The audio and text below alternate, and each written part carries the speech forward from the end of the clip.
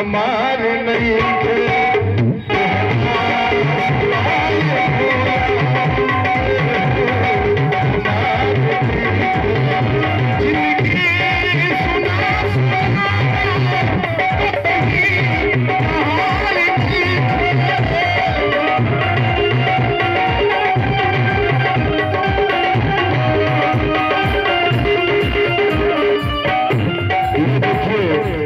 महफिल के विकास बादशाह अभिनंदन जी, माता रानी की कृपा, भगवान भोलेनाथ की कृपा आप पर हमेशा बनी रहे, यही हमारी कामना है भगवान भोलेनाथ से।